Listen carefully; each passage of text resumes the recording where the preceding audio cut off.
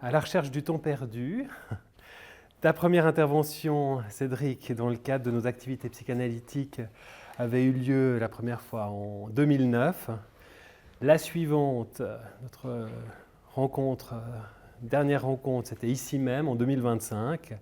Puis voilà, on réitère ces rencontres de manière plus rapprochée, c'est un grand plaisir. Un grand merci d'avoir accepté de venir nous parler de l'interprétation en musique dans le cadre de notre séminaire préparatoire au congrès de notre fêtière psychanalytique, la NLS, la New Lacanian School. Donc, le terme du congrès porte sur la varité, un lacanisme qui signifie les variations de la vérité. Voilà, dans ce séminaire, c'est la troisième, c'est un petit séminaire, c'est la troisième séance. Et la thématique générale, c'est un peu la question de l'interprétation. Comment est-ce qu'on interprète le monde? Comment est-ce qu'on interprète les choses qui nous entourent? Alors, les deux premières séances ont porté sur la construction de cette connaissance, sur cette interprétation, que ce soit au niveau scientifique, au niveau clinique, avec la question de l'observation, qui est une construction en soi. Il n'y a pas de données, il n'y a pas de données préalables, il n'y a pas quelque chose qui se fait naturellement, objectivement, il y a quelque chose qui se construit déjà dans l'observation même, qu'on apprend pour observer. Donc voilà, en tout cas, Lucie, Gilbert, Lynn, Boas, merci de poursuivre un peu cette discussion, d'être parmi nous. C'est un plaisir de discuter avant et pendant ces deux premières séances de séminaire. Maintenant, voilà, on s'interroge sur la question de l'interprétation en musique, un champ différent. Nous verrons ou nous ne verrons pas s'il y a des points de conjonction. Je pense qu'il y en a des points de conjonction avec ces différents champs de la connaissance. En tout cas, pour citer Marcel Duchamp, quand il a écrit son processus créatif, il parle d'une co-construction d'une œuvre entre le spectateur et l'artiste. Alors je pense que déjà là, il y a un point commun avec la question de la construction d'un savoir, la construction de quelque chose. Voilà, je dis quelques mots concernant Cédric, sur un peu les moments clés, les moments importants de ton parcours. Donc, Cédric Péchia a fait ses études au Conservatoire de Lausanne et de Genève, un premier prix de virtuosité avec distinction en 1997. Ses études ont été achevées à l'Université des Arts de Berlin. Il s'est perfectionné avec des pianistes renommés comme Daniel Barenboim, qui était un mentor pour Cédric Péchia. Qui l'est toujours. Qui l'est toujours. Il s'est aussi perfectionné avec Irving Gage ou Christian Zacharias. Cédric Péchia a été le lauréat de différents prix, tels la bourse de la Fondation Lénard. Il est spécialiste de Robert Schumann, de Jean-Sébastien Bach et en musique contemporaine. Différents enregistrements chez Claves, des collaborations avec Omar Porras au TKM. Tu organises aussi et tu participes au musical des Palinges. Cédric Péchia vit à Berlin depuis plus de 20 ans. Il enseigne à la Haute École de musique de Genève et il est aussi président de la commission artistique du concours de Genève. Et voilà, tu mènes une carrière internationale de concertiste, dont pas mal de voyages ces dernières semaines, tu m'avais dit. Voilà. C'est de la parole. Merci. Je suis content de vous voir, vous retrouver pour certains aujourd'hui. Alors, je vais commencer par parler de Robert Schumann, qui va être la personne autour de laquelle on va avoir cette discussion, parce que je souhaite vraiment que ça soit une discussion. En tout cas, peut-être dans un premier temps, je vais vous parler de deux œuvres en fait, de Robert Schumann. Et ensuite, on en arrivera à cette question de l'interprétation. Peut-être juste en deux mots, parce que la biographie de Schumann, elle est complètement liée à son œuvre, ou l'œuvre est complètement liée à sa biographie. Ça paraît une évidence, mais ce n'est pas toujours le cas. Je pense, Johann Sebastian Bach, je pense qu'il y avait quand même une différence de ce point de vue. Sa vie n'est pas forcément captivante, il n'a pas vraiment voyagé, il n'a pas eu de... Enfin, non pas qu'il a eu 20 enfants quand même, et plein de choses se sont passées, mais je pense que derrière la musique de Bach, c'est souvent compliqué, en tout cas pour moi, de voir l'homme Bach. Il a une stature assez imposante, et dans le cas de Schumann, je pense que c'est très facile et sans doute indispensable de le considérer comme un proche quand on le joue, comme un ami même. Et là, il y a beaucoup de choses qui nous y aident, parce qu'il y a toutes ces compositions déjà, un grand nombre d'œuvres pour piano, parce que pendant la première partie de sa carrière de compositeur, il a écrit que pour le piano. Ensuite, il a abordé d'autres genres. Donc c'est là où peut-être on le cerne et où on l'aime le plus, mais il y a aussi toute une série de journaux intimes. Il a écrit énormément. Il y a aussi un journal à 4 mains avec Clara Schumann, sa femme, Clara Wieck, devenue Schumann. Donc il y a plein de manières de l'aborder et puis de le comprendre et de l'aimer. Et donc en fait, il est né en 1810, c'est une année assez incroyable pour l'histoire de la musique, parce que Chopin est né la même année, et puis Liszt est né l'année suivante, Wagner juste un peu plus tard, donc il y a eu comme une sorte de planète qui devait être agencée de telle manière que tous ces génies sont nés au même moment, avec des parcours complètement différents. En fait, à la base, Schumann, il voulait devenir pianiste concertiste, il voulait voyager, il voulait faire ce que Liszt faisait, ce que Chopin a fait plus modestement. Mais à l'âge de 16, 17, 18 ans, il a commencé à avoir des problèmes à la main. Aujourd'hui, on sait que c'est une dystonie de fonction, cette chose vraiment terrible en fait, qui peut mettre un terme à beaucoup de carrières de musiciens, qui est très répandue. On parle d'un musicien professionnel sur 200. Donc, mais à l'époque, on ne savait pas ce que c'était. Donc, c'est simplement qu'il ne contrôlait plus certains de ses doigts. Donc, il a mis au point toute une série de machines pour lui permettre en pensant que ça allait l'aider, ça ne fait qu'empirer. Et quelque part, il a dû se résoudre à être compositeur. Je le dis vraiment comme ça parce que c'était vraiment pas un choix à la base. Bon, déjà, ses parents lui ont fait étudier le droit. Il était fasciné par la littérature, il voulait écrire. Il a écrit d'ailleurs certaines choses magnifiquement. Il manie la langue allemande de manière incroyable. Mais effectivement, quand il n'a plus pu jouer ses pièces ou les pièces des autres, il a forcément, il s'est voué corps et âme à la composition, toujours de manière extrêmement par phase. Il écrit des pièces de 30 minutes en 8 jours, puis après il n'écrit plus rien pendant 3 mois. Ça, c'était vraiment une généralité dans sa manière de créer, toujours avec une urgence en fait. Il y a aussi sa sœur s'est suicidée quand il avait 18 ans, si je ne me trompe pas. Donc il y a toute une série de choses qui ont été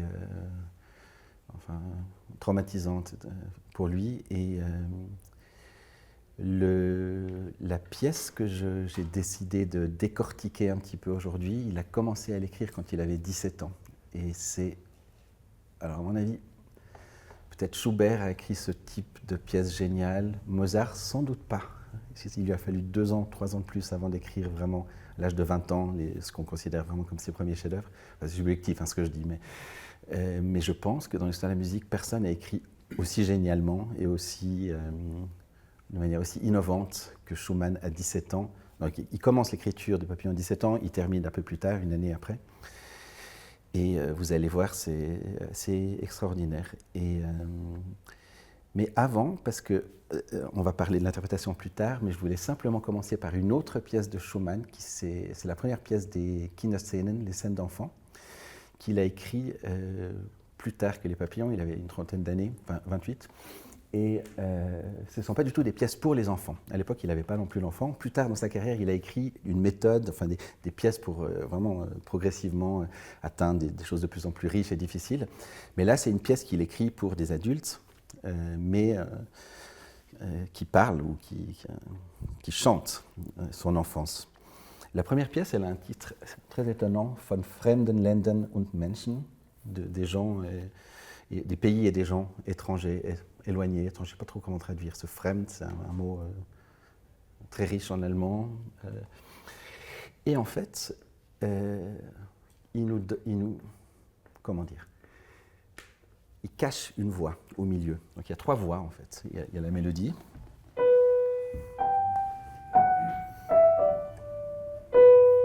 la voix qu'on entend en haut. Il y a une basse. Donc ça, si on joue seulement les deux, ça fait ça. Et au milieu, il ajoute quelque chose. Un accompagnement qui semble normal, banal. Sauf que il y a le nom de Bach. C'est en allemand B, si bémol, La, Do, Si. C'est un miracle que peut-être le plus grand compositeur ait un nom musical et qui a été employé par, je dirais, presque tous les compositeurs après Bach, sauf par Bach, qui l'a utilisé qu'une seule fois dans sa dernière œuvre, juste avant de mourir, dans l'art de la fugue, qui apparaît comme troisième thème. Enfin, mais ce thème a quelque chose, enfin, c'est iconique. Enfin, c'est un thème aujourd'hui, tout le monde le dit, mais enfin, dans le sens, c'est vraiment très important. Or, c'est complètement caché. Je vais vous le jouer une fois en l'accentuant, ce que je ne fais pas normalement. Mais je vais l'interpréter de telle manière que vous allez l'entendre très fort.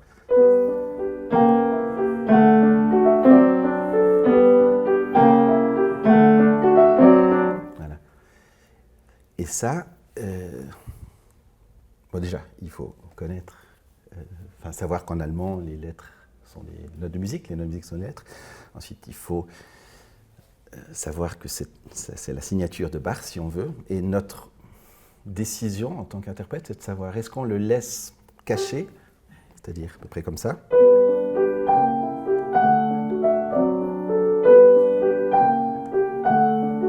mais bon, une fois qu'on le sait, on ne peut pas ne pas l'entendre. Je pourrais aussi ne pas le jouer.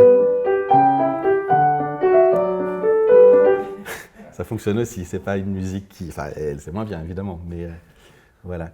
Et donc, dans cette pièce où il s'agit d'évoquer non pas des scènes, je pense, mais des impressions de l'enfance, c'est évidemment pas un hasard que ça commence comme ça. Je pense que Bach, c'était évidemment son pain quotidien.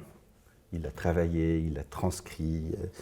C'est Bach qui venait d'être découvert quand même, parce qu'il n'y avait personne qui l'avait joué pendant presque un siècle, jusqu'à ce que Mendelssohn à Leipzig le refasse jouer.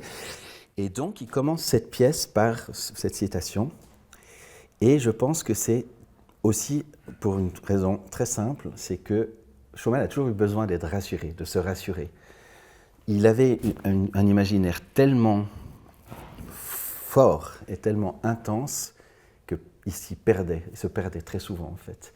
Et au fur et à mesure de sa vie, il s'est créé typiquement faire apparaître un motif comme ça, écrire des fugues, écrire des symphonies, écrire des choses qu'il n'avait jamais faites avant. Il est devenu père de famille, il avait aussi Clara voyageait dans toute l'Europe pour en fait gagner la vie du ménage de Schumann. Pas toutes les périodes, il y a des périodes où il travaillait quand même activement, mais enfin c'était quand même un peu, c'était elle qui tenait les rênes de tout point de vue. Ce côté rassurant fait qu'au fil du temps, les œuvres qui, au début, vous allez voir tout à l'heure la pièce que je vais vous présenter, Papillon, elle est vraiment dans tout l'espace possible du clavier qui s'arrêtait ici à l'époque. Il n'y avait pas toutes les mêmes notes. Au fil du temps, ça s'est de plus en plus assombri. Les pièces, la dernière pièce qu'il a écrite, c'est les Geistervariationen. Juste avant qu'il se jette dans le Rhin. Tout se passe là, dans cette tessiture. Et ça, je crois que la note la plus haute, ça doit être ça. Donc, il laisse 2 octaves, en fait. Donc la couleur s'assombrit, en fait. Donc, cette pièce, Papillon, il faut juste que je la retrouve. Voilà. Donc, 17 ans. Tous ces conflits qu'il est en train de traverser, notamment savoir s'il va pouvoir rejouer du piano ou pas, publiquement. Il est tellement de faire littérature qu'il y a son livre de chevet qui s'appelle Flegeljahre, qui est écrit par Jean-Paul Richter, qui lit et relit, qui est un bouquin vraiment fascinant, compliqué à lire, pas traduit, je crois, parce que c'est une sorte de fragments, ça part vraiment dans tous les sens. Et on peut tout à fait comprendre qu'il ait été très attiré par ça. Il se trouve qu'il y a aussi il y a une histoire, et pour un des rares cas dans sa composition, il décide de suivre plus ou moins une histoire. La fin de ce roman Flegeljahre, qui est une scène de bal.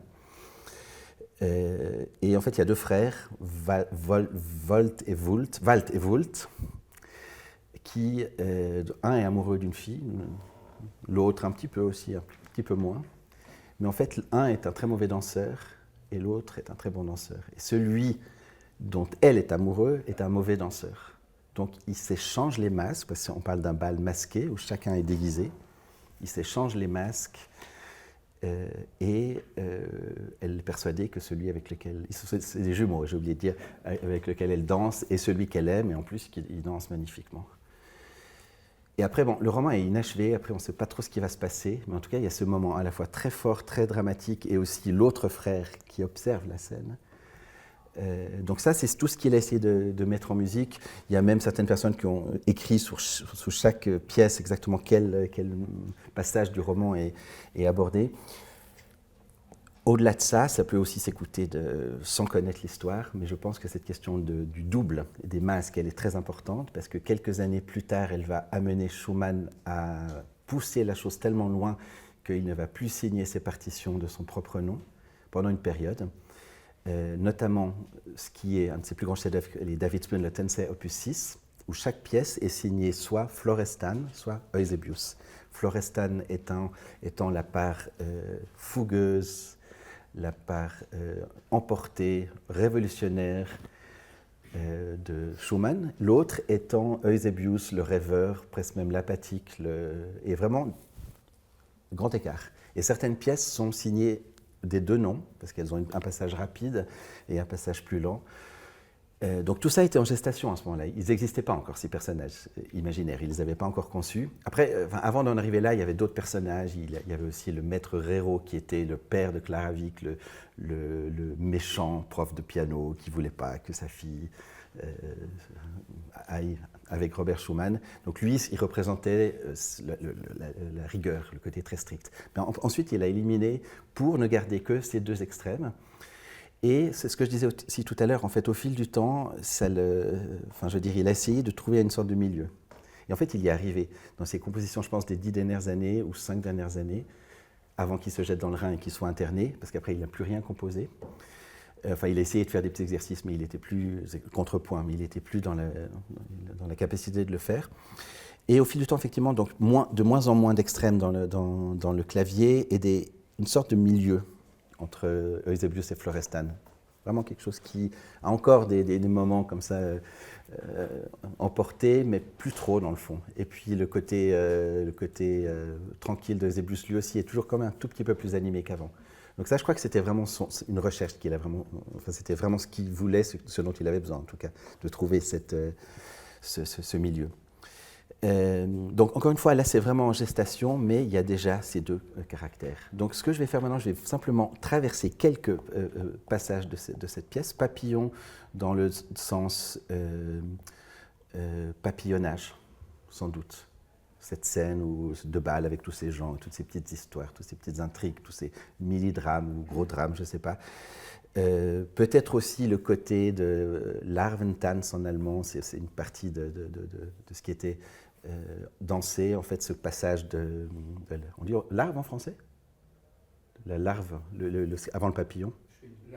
La larve, voilà. Donc ce passage, je pense qu'il y a aussi l'idée d'un passage, en fait, d'un départ. C'est pas son opus 1, mais l'opus 1, il a écrit après. Il était publié avant. Non, il a écrit avant, non, après, il a été publié avant. Donc l'opus 2, en fait, c'est le vrai opus 1. Donc il y a vraiment une naissance, en fait. Non, c'est un peu confus, hein? C'est clair? Okay. C'est clair. C'est pas clair. C'est pas très clair, non? Et en fait, un opus 2, d'ailleurs Chopin a fait la même chose, qui commence comme vraiment une ouverture de rideau. En fait. La plupart de ces pièces, très courtes pour la plupart, sont des valses ou des danses. Et comme dans toute bonne danse de l'époque, il y a une introduction à la danse, comme chez Carl Maria von Weber, par exemple, introduction à la danse. Donc en fait, ça se passe comme ça.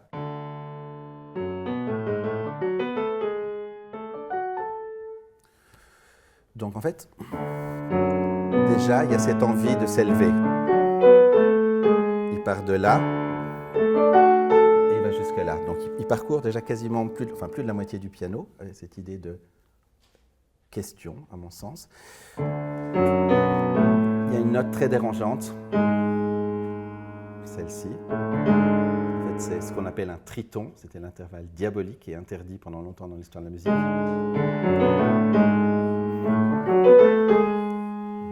Il met un accent dessus, c'est-à-dire qu'il doit être prononcé un peu plus. Là, typiquement, pour moi, se pose la question, est-ce que je le montre? Si je le montre, comment? Est-ce que c'est... Là, je dois commencer, c'est-à-dire j'ai des informations et je dois commencer à me dire, qu'est-ce que j'en fais? Comment déjà j'interprète ça? Parce que je pense que c'est vraiment deux choses. Comment moi je l'interprète tel qu'il est sur le papier, et ensuite, le même terme qui veut dire quelque chose, je pense, de très différent, comment je vais l'interpréter pour vous? Comme un acteur qui récite un texte. Et donc, dans le cas de ce que je vois, c'est vraiment beaucoup une question de regard au début. Effectivement, je vois cet accent sur ce triton. Je vois quand il arrive ici, il y a un silence, deux temps. Qu'est-ce que ça veut dire? Je peux faire deux choses. Je peux le fermer. J'ai l'impression que j'ai terminé cette montée. Je peux l'ouvrir. Et là, ça pose une question. Et évidemment, c'est beaucoup plus intéressant. Ce d'autant qu'il y a un écho qui ajoute encore à ce mystère. Mais encore une fois, je pourrais tout à fait... Peut-être aussi une autre forme de question, quelque chose d'assez affirmé. Après, mais sans rentrer dans le détail, mais il y a plein de choses. Je pourrais le jouer comme ça aussi. Pourquoi pas? Ça, ce serait une interprétation qui irait très très loin. Je pourrais aussi le jouer moderato. Qu'est-ce que ça veut dire? Ça ne veut rien dire, modéré. C'est ni ça, ni ça. Donc je pourrais jouer ça plus lentement, je pourrais jouer ça plus vite. Donc là, ce sont des vrais choix que je dois faire. En fait, il me donne très peu d'indices. Il me donne les notes à jouer, un accent, mais dans le fond, c'est extrêmement ouvert. Et donc, de cette question, parce que je décide que c'est une question, mais je ne suis pas sûr d'avoir raison, hein, mais je décide que c'est une question, apparaît le premier vrai thème, qui est une valse. Et là, on sent que cette envie de s'élever.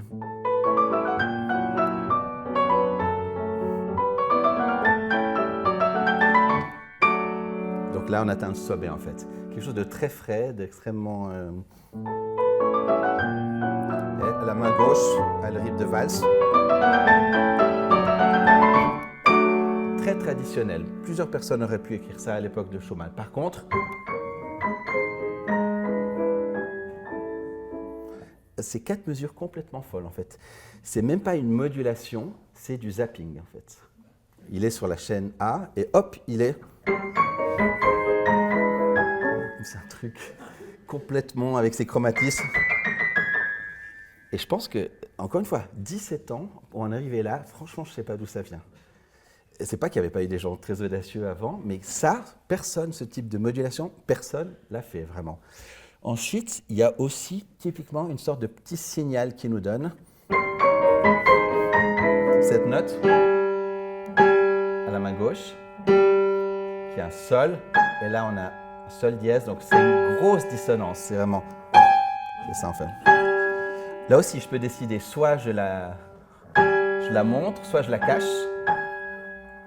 Et là, vraiment, je peux mettre le curseur à beaucoup d'endroits différents. Et ce qui est très intéressant, c'est que cette note, elle va se prolonger. On doit faire un truc un peu périlleux. On doit substituer pour aller chercher la note du bas et ensuite resubstituer parce que la pédale ne permet pas de tenir cette note. C'est une sorte de son de corps. Et 15 minutes ou 12 minutes plus tard, il va y avoir le pendant de ça, la fin du bal, ou le moment de se lever, ou le moment où les gens n'ont plus le droit de sortir après une certaine heure. À l'époque, c'était encore comme ça. Il y avait ces veilleurs de nuit, je ne sais pas comment on les appelle. Donc là, j'ai tout à fait la possibilité de ne pas le montrer, ou de quasiment pas le montrer, ou de le montrer énormément. Et encore une fois, moi, je suis toujours pour regarder les choses de leur œil à travers la lunette la plus bizarre possible, en fait. Parce que je crois que c'est comme ça qu'on lui rend service. Et je crois que s'il nous fait ces petites choses, BACH, cette sonnerie de corps et tellement d'autres choses dont on va aussi parler plus tard avec toute cette question des lettres, je pense qu'il faut... Enfin, c'est pas seulement pour nous c'est fascinant de voir ça en tant qu'interprète, que pianiste. Mais je pense que c'est quelque chose aussi à partager.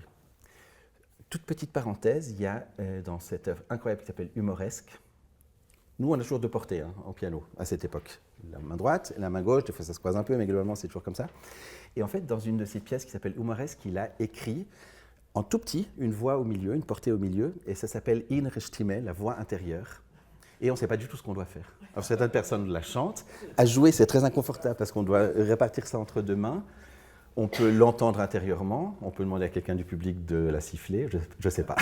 Potentiellement, et ça fait partie de ce qui nous le rend proche aussi, parce qu'il nous donne des indices, il nous offre des petits secrets, mais qu'on ne va pas forcément pouvoir montrer ou partager. Et ça, je pense que ça accentue cette proximité. Ensuite, donc, on termine la première pièce, et qu'est-ce qui se passe ? Là aussi, ça n'a rien à voir avec ce qu'il y a eu avant. On n'a même pas eu le temps de s'installer dans quelque chose d'agréable, cette sorte de débauche de virtuosité, avec les mains qui alternent. Fortissimo, c'est pas très beau, hein. En fait, je crois que c'est un peu le but, d'avoir quelque chose qui réveille un peu. Et ensuite, on a un passage magique, toujours dans cette deuxième pièce qui dure 15-20 secondes. Une sorte de course entre les mains. La main gauche rattrape la main droite, mais en jouant ça à cette vitesse qui est demandée prestissimo, on perd cette beauté de chaque note. On a quelque chose de très haletant, de très excitant en fait, mais malheureusement, on n'a pas.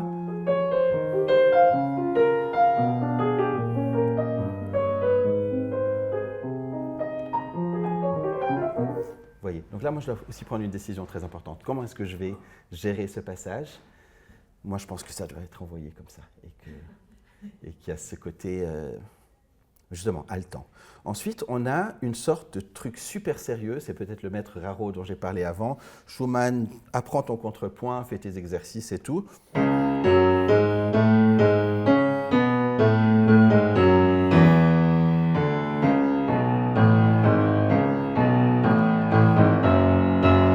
Volontairement, je le joue de manière très lourde, un peu idiote, mais personne ne m'y oblige, je pourrais aussi.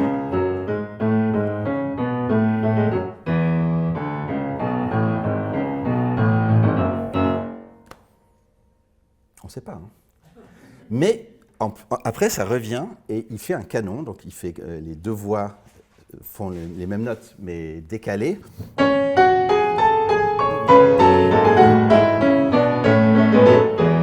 Et ça, en plus, pas très beau. C'est-à-dire, c'est pas le canon du siècle. Mais je pense qu'il veut nous dire quelque chose, et il veut nous provoquer aussi. Parce que ça, c'est toujours quelque chose de très important chez Schumann, je crois, ce côté de provocation. Ensuite, on a une pièce qui est extrêmement dansante, de nouveau. Avec toujours cette aspiration de monter, en fait.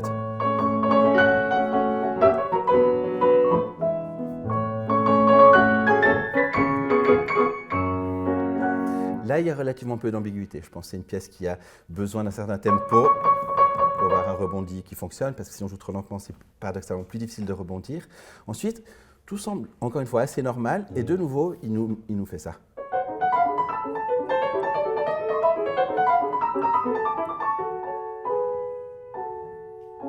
Là aussi, c'est une sorte de course-poursuite. On a l'impression qu'il a envie de s'échapper de cette pièce ou de lui-même, j'en sais rien. Accelerando, il met. Et là aussi, le fait de jouer ça aussi vite, ça donne ce côté haletant, mais on passe à côté d'énormément de choses, puisqu'il y a là aussi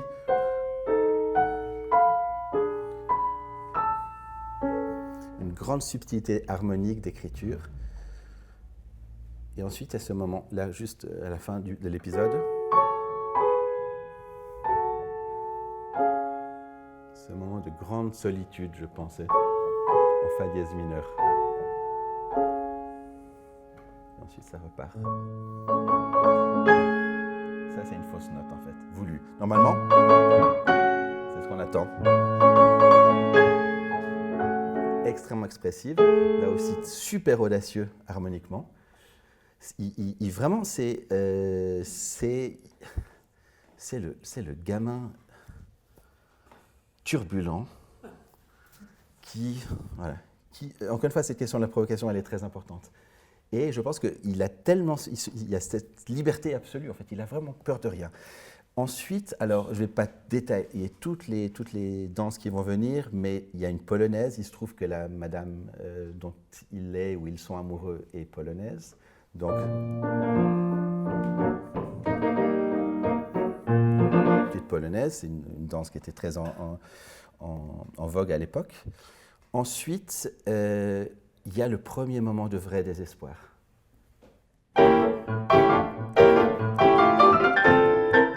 Chose là aussi qui doit être joué très très vite, à mon sens. Je pourrais jouer ça de manière plus confortable, mais je crois que c'est un emportement terrible. Et ensuite, qu'est-ce qui se passe?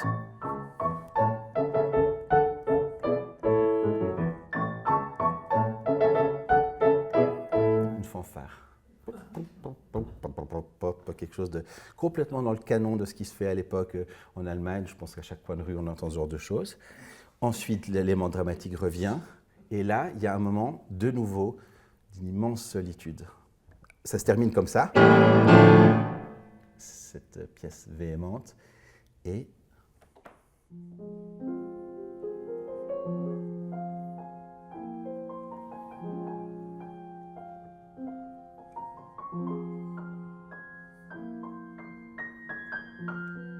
elle a aussi cette prédilection pour cette octave du haut.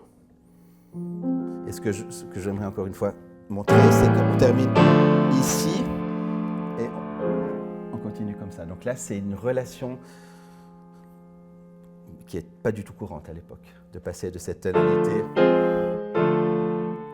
relation de tierce mineure. Ensuite, il y a un autre moment de désespoir.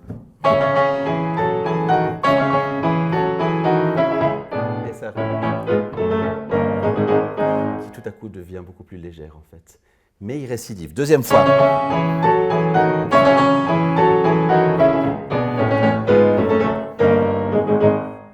Et là, on a la première valse officielle.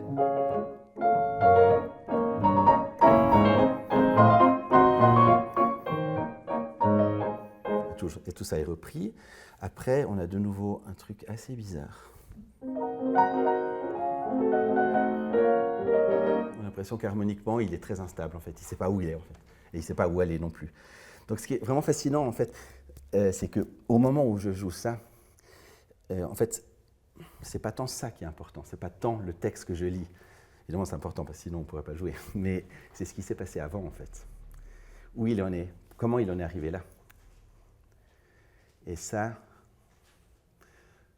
ne sais pas comment dire, mais ça demande une immense imagination, en fait. Et je crois que si on ne fait pas ce travail, on a moins de choses à raconter que si on le fait. Et ce travail, encore une fois, d'imagination déjà, et ensuite d'interprétation, c'est vrai que c'est plus confortable de faire simplement ce qui est écrit. Aujourd'hui, on peut mettre ça dans un ordinateur et avoir quelque chose qui sonne très bien, avec un vrai son de piano, aucun problème. C'est-à-dire, au moment où c'est écrit ritenuto, ça va ralentir un petit peu, le forte sera fort, le piano sera piano, mais mieux que sans doute aucun pianiste peut le faire. C'est possible, hein, je l'ai entendu. Pas cette pièce, mais d'autres choses.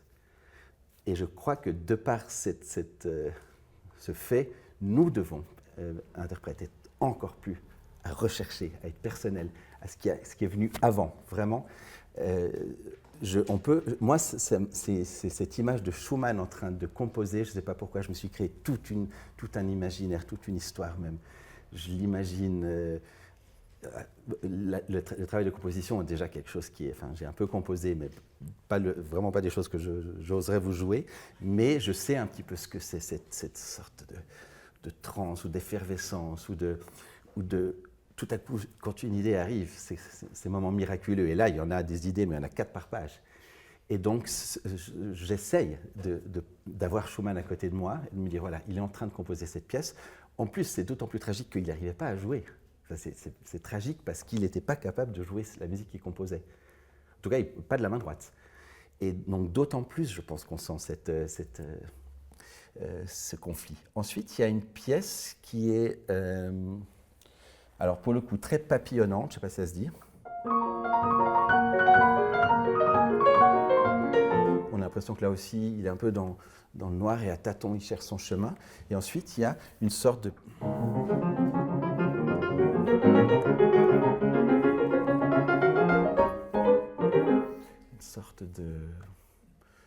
En fait, je pense que c'est pas du tout intéressant. Enfin, c'est pas un passage mélodique, c'est un passage purement rythmique. Très moderne aussi, d'une certaine manière. Je pense que c'est de la percussion, en fait, avec des notes, parce qu'il n'aurait quand même pas...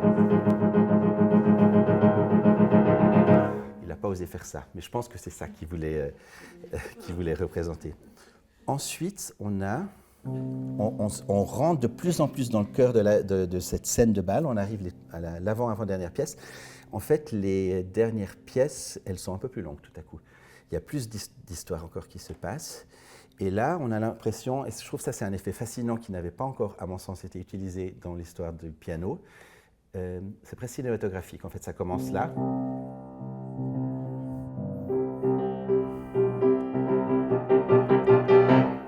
Un rapprochement.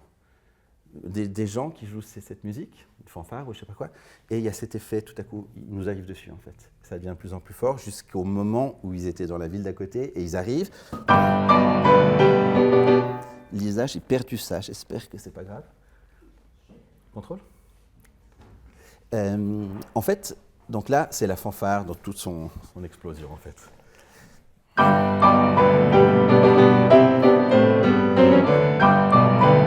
C'est cet hommage aussi à cette musique qui a pu être parfois un peu pompeuse, il faut le dire, dans cette région de l'Allemagne. Mais il part très vite ailleurs, et après, il y a quelque chose d'assez étonnant.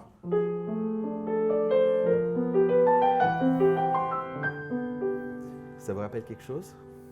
Le tout début, en fait.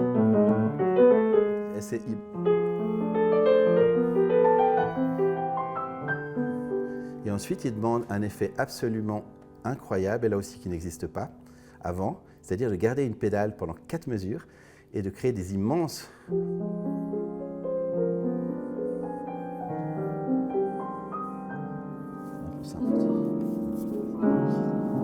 Toutes les notes sont là, se mélangent. Sans doute, c'est ce sentiment, je pense que la musique était moins forte que dans les discothèques aujourd'hui, mais quand même, c'est un peu ce sentiment, on a entendu beaucoup de musique, il y a beaucoup d'émotions, ça tourne, il y a de l'alcool et tout ça. Au bout d'un moment, c'est sorte... Et je pense que c'est ça qu'il a voulu. Mais, puisqu'on parle de notre position de pianiste vis-à-vis de ça, j'ai plein de collègues qui refusent de le faire, en fait. Qui se disent, non, c'est une erreur, il a mis cette pédale ici, mais en fait, non, pas du tout, il faut jouer ça. Très sec.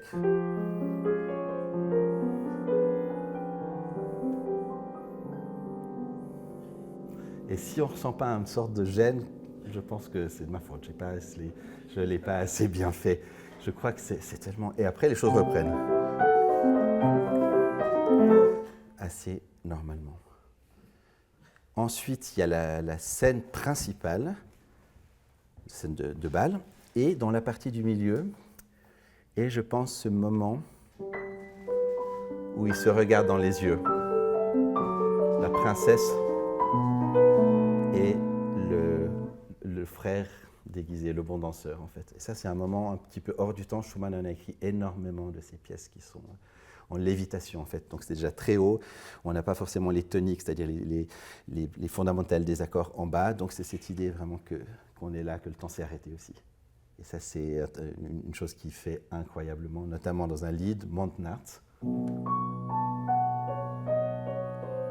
commence comme ça, où on reste suspendu sur la dominante. Cette note dominante de la tonique qui serait ça en fait. Voilà, encore quelques péripéties. Et on arrive au finale. Et le finale, il cite dès le départ un chant très connu à l'époque, Großvatertanz, la danse du papy, du grand-père. Quelque chose qui est fanfare. Et tout de suite, il va créer une distance parce qu'il s'en moque.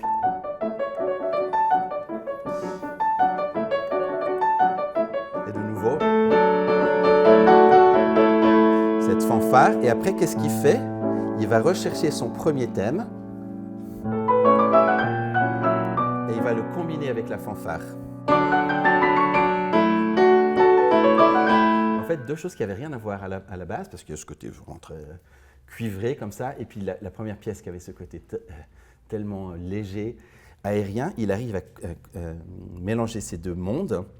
Et ensuite, il y a quelque chose de là aussi saisissant, c'est qu'on va avoir une tonique qui est en fait le pendant de l'autre son de corps du début, mais par contre qui est beaucoup plus fort et qui est là. Et il va devoir être prolongé dans la pédale pendant à peu près 35 mesures. Donc on arrive ici. Là aussi, une seule pédale. J'ai plus le droit de changer la pédale. Et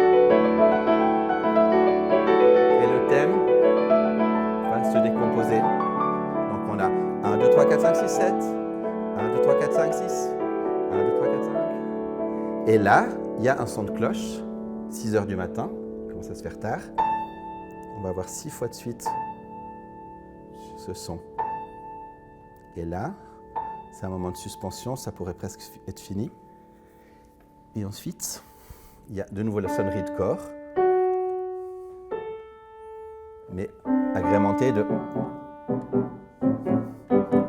Sans doute les gens qui sont en train de s'éparpiller, ou les rats, je ne sais pas, ça fait plusieurs choses. Donc ça diminue, ritardando. Et là aussi, encore une chose complètement inédite dans l'histoire du piano, de la littérature du piano, il va faire ça.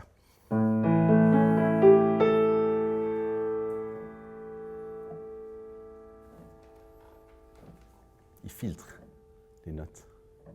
On a commencé 1, 2, 3, 4, 5, 6, 7. Et pour que ça marche, il faut vraiment relever très vite. Et on entend plus qu'une note. 17 ans, le bonhomme. Ça paraît tout bête, c'est rien en fait. Mais...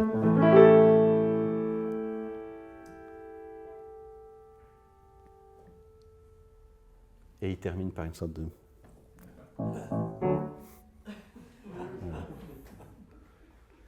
Donc, ce que je vais vous suggérer, c'est que je vais jouer la pièce une fois en entier. Et puis après, on parlera plus spécifiquement de ces questions d'interprétation. Mais ça me semblait bien de démarrer comme ça. Et je compte aussi vraiment beaucoup sur toutes vos questions ou remarques.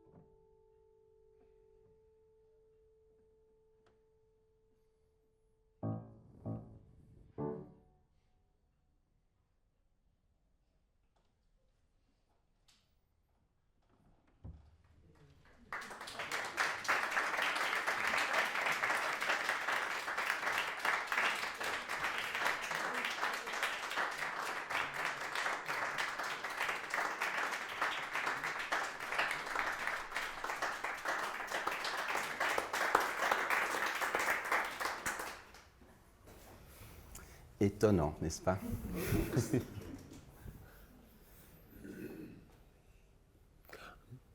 Mille merci en tout cas pour cette interprétation de cette œuvre et cette explication de texte aussi que tu as faite.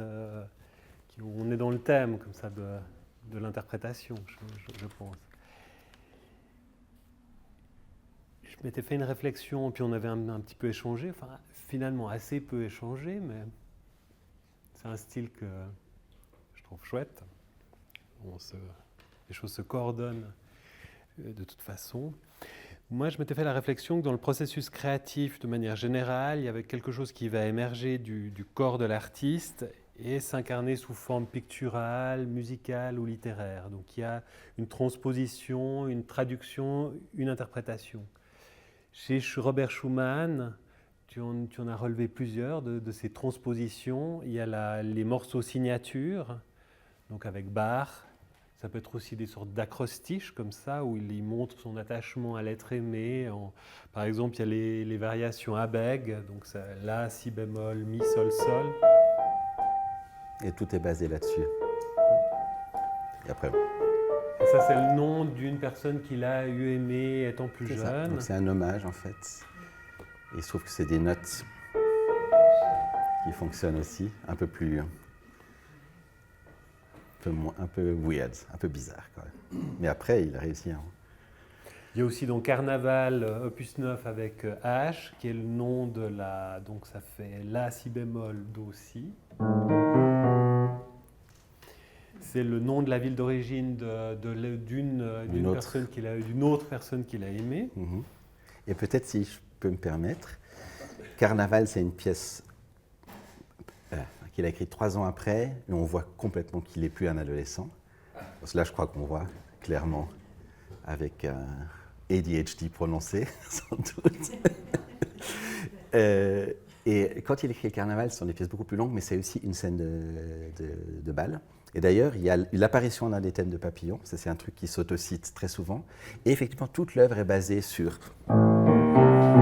Et au milieu de la pièce, il y a une ligne où c'est écrit Sphinx, et c'est ça.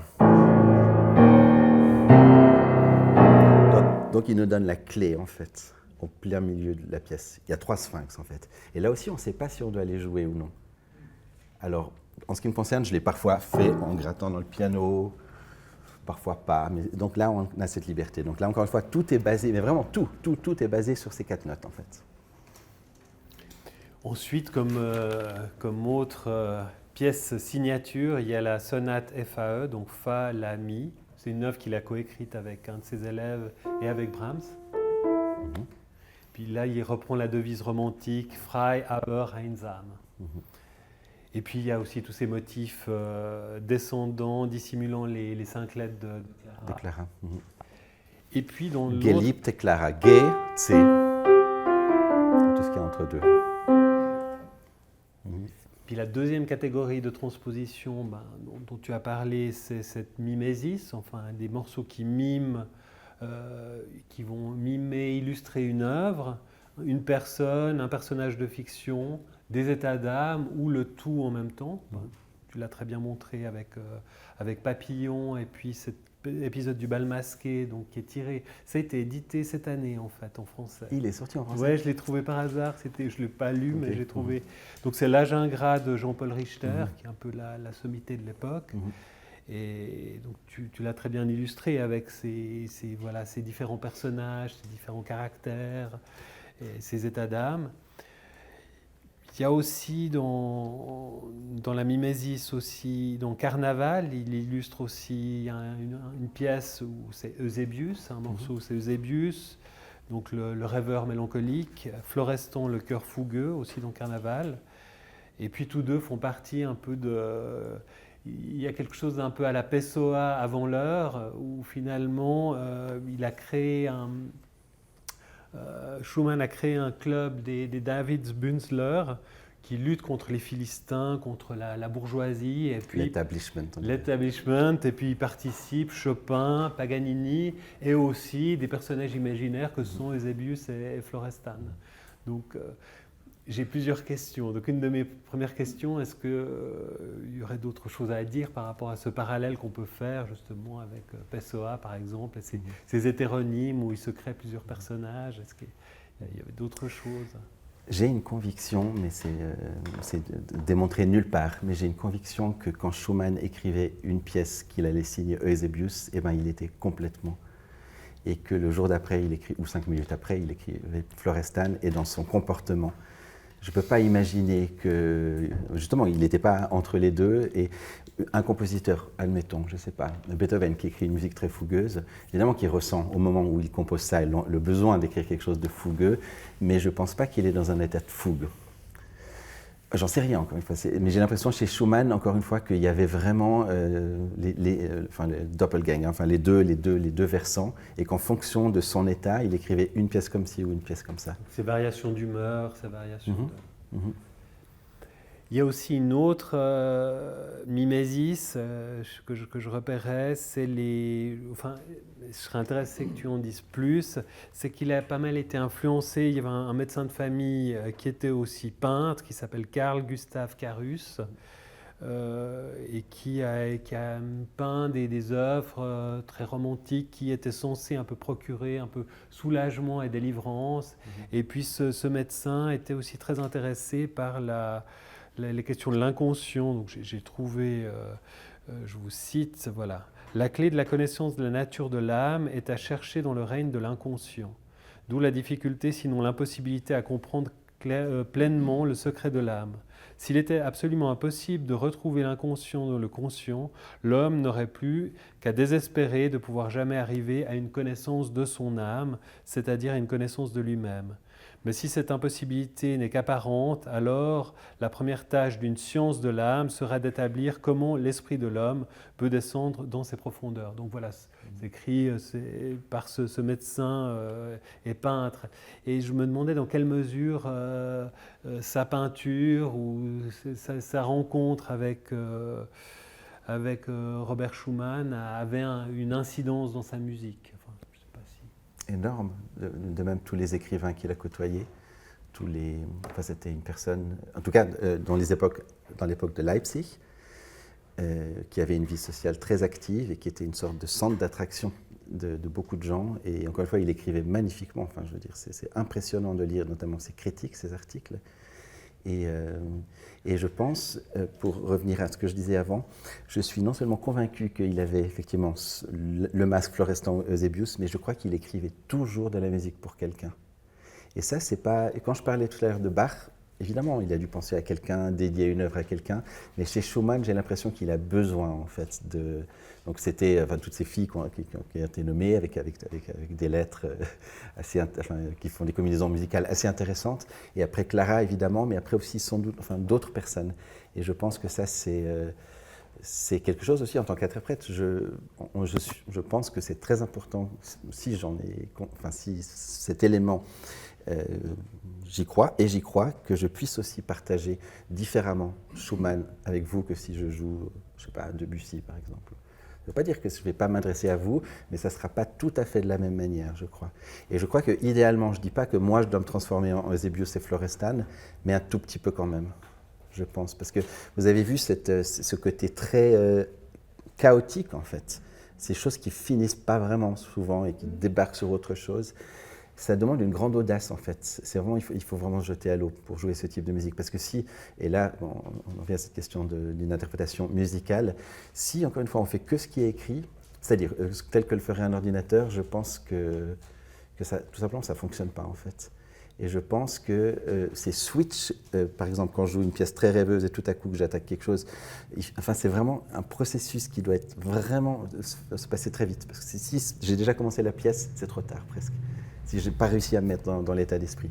Donc encore une fois, cette conviction d'une musique adressée toujours à quelqu'un et qui doit aussi fonctionner comme ça. Et je connais beaucoup de gens qui restent complètement en dehors de cette musique et je peux très bien le comprendre. Moi qui fais des récitals avec beaucoup de pièces différentes, c'est généralement Schumann, je pense que beaucoup de gens ont un problème avec. et préférait sortir plutôt que d'écouter ce genre de choses. Il n'y a pas que ça, hein, le concerto de Schumann est une œuvre beaucoup plus classique et magnifique. Mais ce type de pièce, j'ai souvent l'impression de créer, mais peut-être c'est aussi par ma manière de le faire, que vous avez vu relativement extrême au niveau dynamique, au niveau des tempos.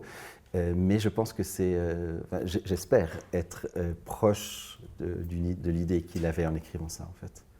Mais toi, ça a varié, parce tu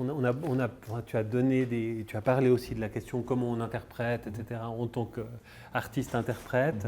Puis c'est vrai tu as beaucoup parlé de l'interprétation du côté du créateur, enfin de l'artiste qui écrit la musique. Mais toi, tu me disais que cette œuvre, justement, Papillon, tu la joues depuis très très longtemps. Et je me posais la question, est-ce que ça...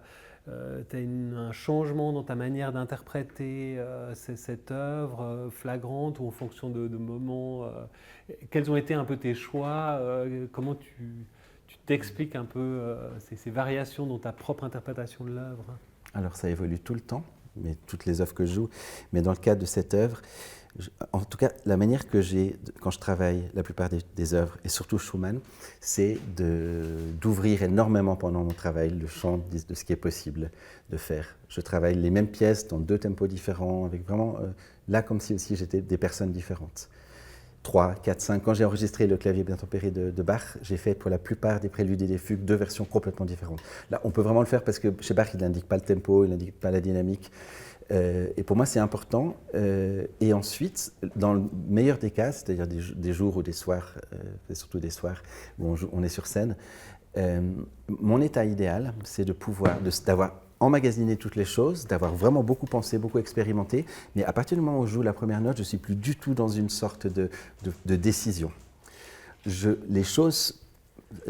fais confiance au fait que les muscles vont faire leur travail, il y aura les bonnes impulsions, mais que je ne suis pas à me dire « ok, plus de main droite, je fais ça, un peu plus vite, un peu moins vite ». Ça passe plus par ce que je fais quand je travaille, parce que ça passe par beaucoup de langage, aussi même j'écris beaucoup de choses sur la partition, mais à partir du moment où, et encore une fois, dans les bons jours, parce que les jours, si on n'est pas très en forme, si on commence à douter, il peut y avoir des trucs pendant qu'on joue qui reviennent tout le temps, ou même ça peut tenir à quelque chose qui s'est passé dans la journée, quelqu'un qui est dans la salle qu'on n'a pas envie de voir, ce genre de choses.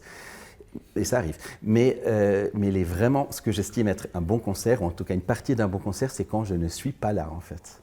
C'est-à-dire, je suis assis, et ça fonctionne. Es wird gespielt, comme on dit en allemand.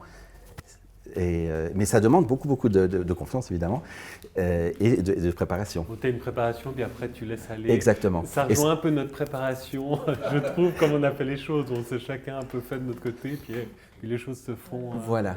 Quand on doit donner une présentation, on a exactement le même risque.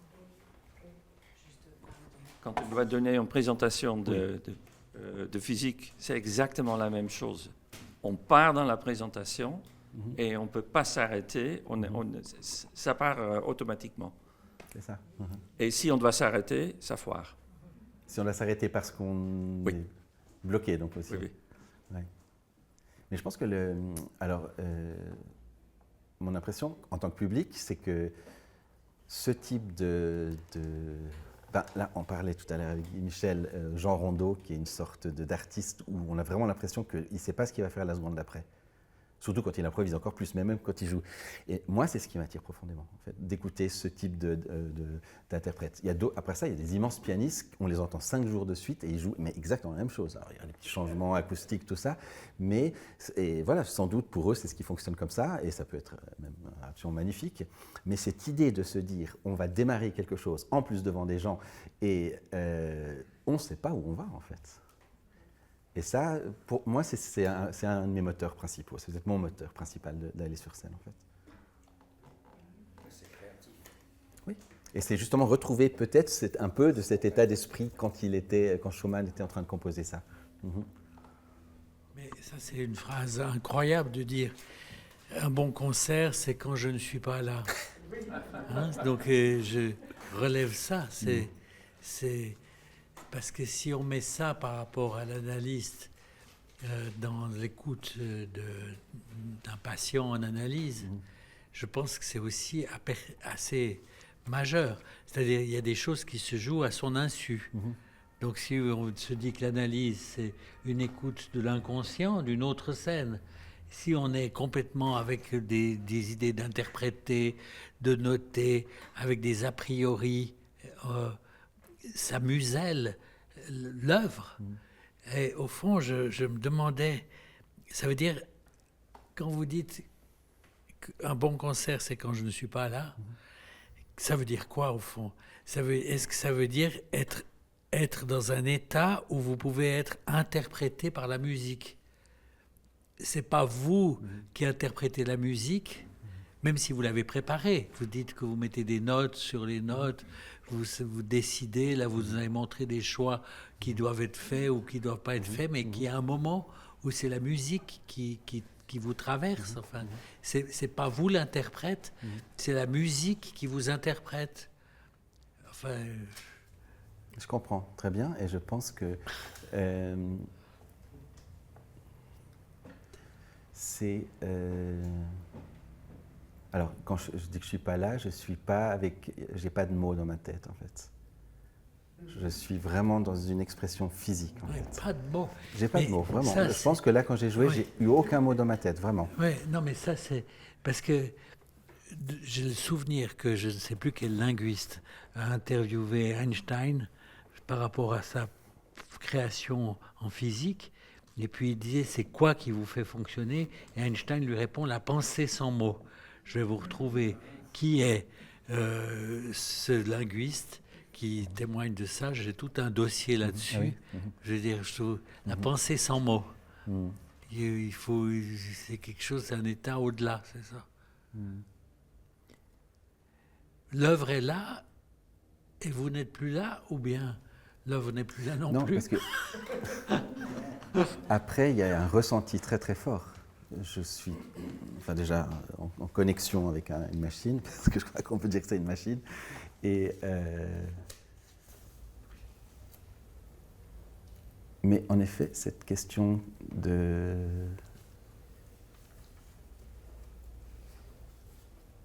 d'oubli, en fait. Et puis aussi de fascination pour l'enchaînement des choses, en fait.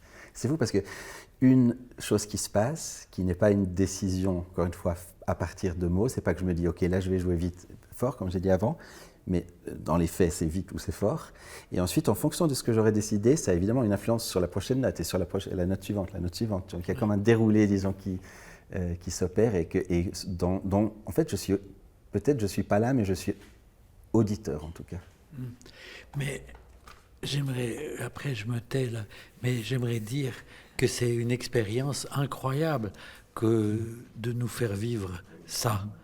J'aimerais vous remercier énormément parce que, comme peut-être dans la préparation de la précédente session qu'on avait fait ensemble, je vous avais dit que j'avais fait plusieurs jurys de doctorat sur Boulez, sur Schumann, plein de gens qui se sont lancés en psychanalyse et psychopathologie, à essayer de saisir quelque chose de l'œuvre musicale. Et puis, ils ramènent beaucoup à la biographie du musicien, et j'ai souvent fait des interventions, comme ce qui m'est arrivé dans les échanges avec du Sapin, en disant, est-ce que c'est pas possible de parler dans la musique, c'est-à-dire pas parler sur le musicien, mais faire parler la musique. Et je trouve que là, vous avez fait absolument ça. C'est-à-dire, enfin, des fois, je me dis, on ne peut pas faire de la peinture sur la peinture, mais là, vous semblez faire de la musique sur la musique. C'est-à-dire que c'est possible de faire parler la musique. Enfin, vous nous avez fait une démonstration à l'intérieur de la musique, des effets de continuité, de discontinuité, de contiguïté, de proximité, d'éloignement, et puis toutes sortes de décisions, un débat ahurissant qu'aucune intelligence artificielle n'arriverait à analyser entre vous et cette machine-là, que tout se succède à une vitesse incroyable.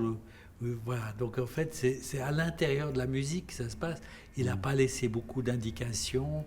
Vous dites, Schumann, il y a des notes. Enfin, Mais au fond, il y a tout à coup, comme s'il y avait une logique dans la musique, peut-être logique, illogique, mais enfin qui vous emportait, quoi. Et que ça, vous êtes capable de nous le montrer. Vous faites des choix, mais cette musique oblige à faire ses choix. Enfin bon, c'est un peu... Encore une fois, je ne les fais pas. Enfin, ça sort comme ça, mais je ne les fais pas consciemment au moment où je joue. Ouais. En tout cas, pas là, aujourd'hui, maintenant. Mais au début, tout au début, vous avez dit, parce que bon, je fais cette critique de toutes ces thèses, enfin que chacun, ils ont fait tout ce qu'ils pouvaient pour essayer de faire parler la psychanalyse sur la musique. Mais vous avez dit une chose au départ assez particulière. Vous avez dit, avec Schumann, il y a un rapport entre l'œuvre et la biographie, plus que d'autres musiciens. Qu'est-ce que ça veut dire? Donc, ça veut dire que c'est plus particulier à Schumann. C'est vrai qu'un type comme Michel Schneider, il a même classé dans des fragments musicaux de Schumann, je crois son livre, je crois qu'il s'appelle La tombée du jour. Lui, il s'est donné l'effort d'entrer dans la musique. Mais qu'est-ce que ça veut dire, ce rapport entre l'œuvre et la biographie? C'est un peu ce que je disais avant, c'est que j'ai besoin de l'imaginer, j'ai besoin de le voir incarné, en fait.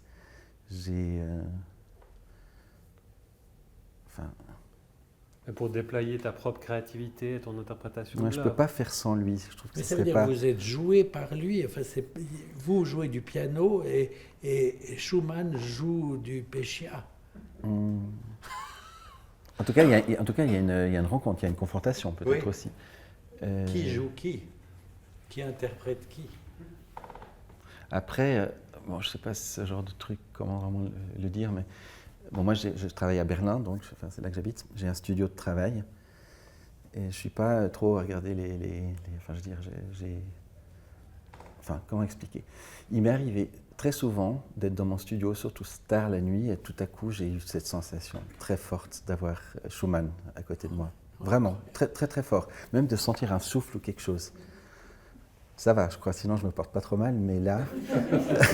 mais ça, c'est vraiment... Je ne sais pas. Vous nous l'avez fait sentir, en fait. Moi, j'ai aussi l'impression que Schumann était là. Mais... Alors, est-ce que parce que j'arrive à devenir une petite... Modestement, évidemment, une petite partie de Schumann? Est-ce qu'il y a une petite partie de Schumann que j'ai intégrée en moi? Est-ce qui fait que... Schumann avec le doigt qui fonctionne.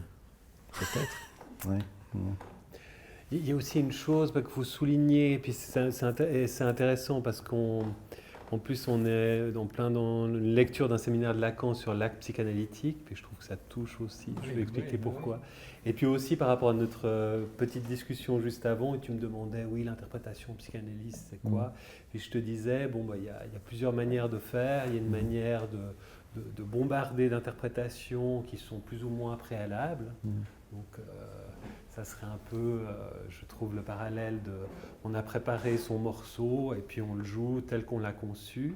Et puis l'autre versant, c'est plus suivre le texte et puis être dans quelque chose de plus fluide où on intervient relativement peu, où on pose de temps en temps des actes, ou une approche plutôt, je dirais, lacanienne, où on tranche puis on ne sait pas quel effet ça va avoir. C'est un peu le thème de ce séminaire là, Dominique et François vous présentez, vous animez, et donc il y a quelque chose d'imprévu comme ça, de surprenant,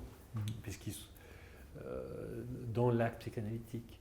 Et je trouve dans l'interprétation, on sent ce côté, cette énergie, qui est pas mimée, prévue à l'avance comme un ordinateur, dont tu parlais. Oui, ça veut dire que l'interprétation, c'est une création. En fait, l'interprète, parce que la musique, elle n'existe pas en dehors de l'interprète. Pour moi, je fais partie des gens qui... je peux lire de la musique et l'entendre dans ma tête. Et ça, c'est complètement différent, évidemment. À la vitesse que je veux, en fait. Il y a une limite. Mais, donc, j'ai aussi cet accès à la musique sans qu'elle ait besoin d'être jouée, en fait. Ok. Alors ça, c'est majeur, ça. Ça, c'est indispensable. C'est indispensable. C'est comme les compositeurs, comme Dussapin, qui n'a pas de piano dans son atelier, le compositeur, et qui attend l'interprétation pour... Oui, c'est ça. Et ça se développe. Et avec les étudiants, je le fais Au début, peut-être qu'on entend juste une note ou une ligne, puis petit à petit, il y a plus de strates, c'est de plus en plus compliqué, mais je ne pense pas qu'on peut jouer la moindre note si on ne l'a pas entendue à l'avance, en fait, à l'intérieur. On peut la jouer, on peut faire ça, mais si je la... Ouais, ça veut dire que c'est comme l'expérience de Libet dans les neurosciences, il y a une anticipation. Il y a toujours une anticipation. Mais évidemment. Et encore une fois, je veux dire, cette note, je l'avais entendue avant de la jouer, ou je peux l'entendre comme ça aussi. Et si je ne l'ai pas entendue, si je fais simplement ça, ben ça va... Libet, il Oui. dit que, si je me souviens bien, l'acte précède l'intention. Enfin, je veux dire, il y a un rapport mais ça, c'est... intuitif entre l'acte et... Parce qu'en fait, je crois que c'est encore beaucoup plus complexe que ça. Alors, il y a l'anticipation de la note que je vais jouer. Ouais. Ensuite, j'écoute le moment de l'attaque. Là, je suis dans le présent, vraiment, j'ai anticipé. Et surtout, ce qui est très important, parce que le piano est un instrument résonant, d'accompagner la résonance des notes, ou de la note, qui est soit dans la pédale, soit qui est tenue. Donc, on est en fait dans les trois types d'écoute, en fait, et en permanence, et sans s'en rendre compte. Mais je crois et moi, je travaille effectivement avec des étudiants où parfois, je trouve ce qui est le plus difficile, c'est pas de l'anticipation, c'est le fait d'écouter encore ce qui résonne. Parce que ça marche tout seul. En fait, théoriquement, on n'a pas besoin si je veux dire, je joue cet accord et je vais aller à celui-ci, je n'ai pas besoin d'écouter la résonance, puis je ne peux rien faire de toute façon, je n'ai pas d'influence. Non, parce que c'est fait. Mais si je ne l'écoute pas, là je n'ai pas écouté par exemple, il n'y a pas la même connexion. C'est vraiment cette question, effectivement, anticipation sur le moment, parce qu'il faut évidemment que je contrôle aussi exactement ce qui se passe, et toujours s'adapter. Si c'est trop fort par rapport à ce que j'avais envisagé, parce qu'on n'est jamais à l'abri d'une... Voilà, on ne connaît pas le piano, ce genre de choses, donc je dois vraiment adapter en permanence. Donc c'est vraiment... Je ne veux pas savoir ce qui se passe dans le cerveau. Ça renverse l'idée logique. Il peut y avoir l'anticipation, elle est peut-être dans l'après-coup de l'acte. Oui, mais enfin, je pense que c'est simultané, en fait. Simultané. Donc tu es dans le passé, le présent, puis le futur. On peut dire ça comme ça, oui. C'est vrai, c'est que la musique est en permanence là. Alors, complètement. Elle est en permanence là, comme l'oxygène. Mais je suis complètement d'accord. Et dans le cas... Et on va la Oui. chercher, tu vas la prendre d'une manière ou d'une autre, mais elle est là, elle est partout avec Oui, nous. je la rends juste audible pour un certain moment, mais après, si je veux, elle continue. Et puis Schumann, à partir de 1850, c'est-à-dire, il avait 40 ans, il a commencé à entendre une note, ce qui était un La, en permanence. Ça ne l'a plus jamais quitté, en fait.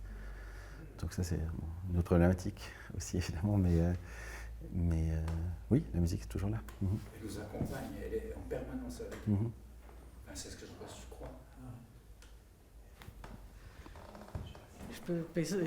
J'espère que ça colle un peu avec la discussion.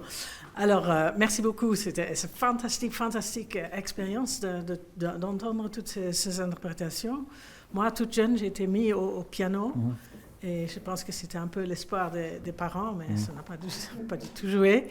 Et j'aurais vraiment espéré d'avoir une explication comme ça, où cette transmission des possibilités et des pensées qui sont avec, autre que des leçons de piano très, très mécaniques et tous ces accords qu'on doit apprendre. Et tout jeune, on ne voit pas trop l'intérêt. Vraiment, vraiment fantastique.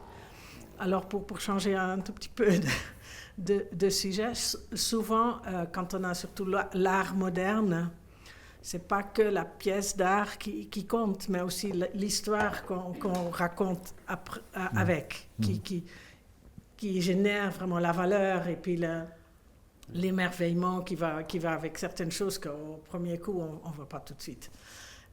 Et comment ça se passe avec des pièces de musique comme ça? Donc ici, on a des pièces de musique, on a certaines annotations au-dessus de piano ou de moderato ou tous ces termes, mais à part ça, on a la liberté d'expression ou et c'est que le titre qui donne une certaine interprétation déjà?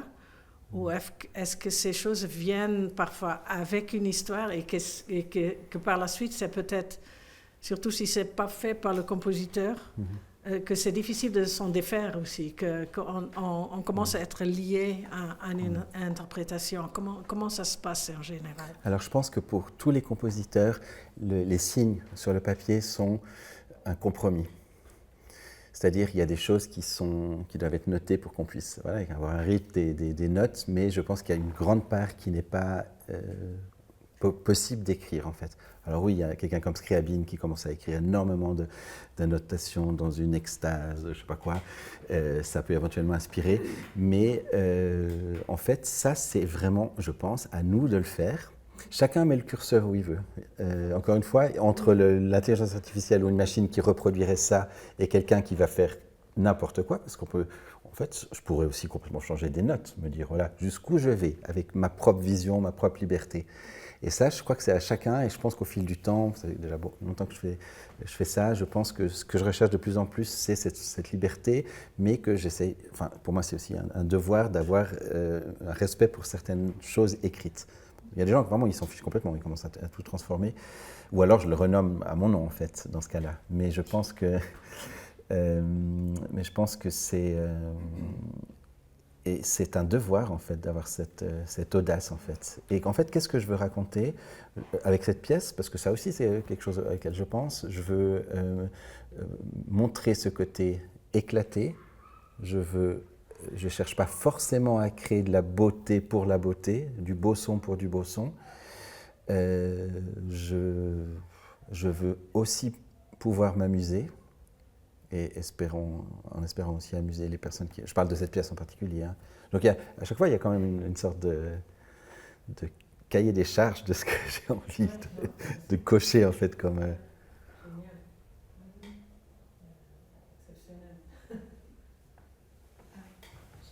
une question. Déjà, merci.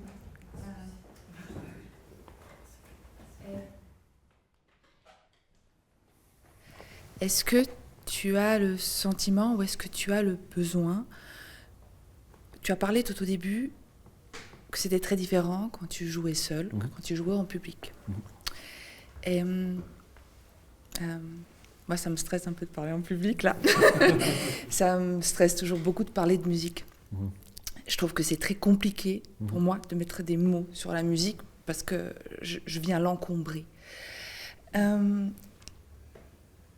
Quand est-ce que tu as le sentiment, on va prendre l'exemple de cette œuvre, Le Papillon, est-ce que tu as parfois besoin de la jouer seule et ensuite, je finis ma pensée, jouer seule et ensuite tu joues en public? Est-ce que tu as de nouveau besoin de la jouer seule? Parce que je me dis que, à t'entendre, que tu es au service de ce morceau, au service de Schumann, au service de la musique, mais quand tu es en public, tu es tellement à l'écoute, puisque tu ne joues pas à chaque fois de la même manière, donc tu écoutes, donc tu es aussi au service du public. Et est-ce que d'une fois à l'autre, ton interprétation change inévitablement suite à la confrontation, enfin, confrontation, j'aime pas ce terme, suite à l'échange qui n'est pas silencieux, mais on pourrait se dire, qui flotte avec le public. Et donc, ma question, elle est double. Est-ce que tu as l'impression que ton interprétation va évoluer au fil de tes interprétations avec le public? C'est la première question. Et la deuxième, est-ce que tu as l'impression que tu as besoin régulièrement de rejouer ce morceau seul après l'avoir joué en public? Ah, pardon, c'est un peu long, comme je dis ça, mais je n'arrivais pas beaucoup à le raccourcir pour être précise. Non, mais en tout cas, c'est très clair. Je pense que enfin, comme tout à l'heure, on participe à la même chose, en fait. Moi, je suis un peu plus exposé, mais on est ensemble pour vivre un moment musical, que le temps soit sonore. Et je pense que sans vous, ça ne peut pas être la même chose, et moi, ça m'ennuie beaucoup. C'est-à-dire, en fait, je fais pas ça quand je suis seul. Alors qu'est-ce que je fais? Oui, parce que j'ai besoin, surtout si il y a des tournées et que je dois jouer des pièces plusieurs fois à la suite. Parce que là, ce que j'ai fait, j'ai pris beaucoup de risques dans certaines choses. Il y avait des choses, je pense, qui étaient vraiment intéressantes, complètement nouvelles. Il y avait des choses où je pense que rétrospectivement, si je l'écoute, je vais me dire, bon, c'était pas forcément ce que j'aurais j'aurais peut-être dû faire autre chose. Mais encore une fois, c'est pas moi qui l'ai fait vraiment. Donc ça, c'est aussi... et donc, ce qui est très important après les concerts, si c'est possible, moi je le fais directement après, mais c'est pas toujours possible. Sinon, le lendemain matin, je me mets au piano et je fais une sorte de reset. Je vais jouer le début et je suis en pleine pensée, écoute, très lentement. Je me projette peut-être déjà dans ce que ça sera la vitesse, mais je joue tout extrêmement lentement. Ça prend peut-être 30 minutes. S'il y a un passage particulièrement difficile, je vais peut-être le travailler, le jouer 2-3 fois de suite. Mais vraiment, il n'y a rien qui... Je communique pas, je communique rien en fait. Je suis complètement dans une...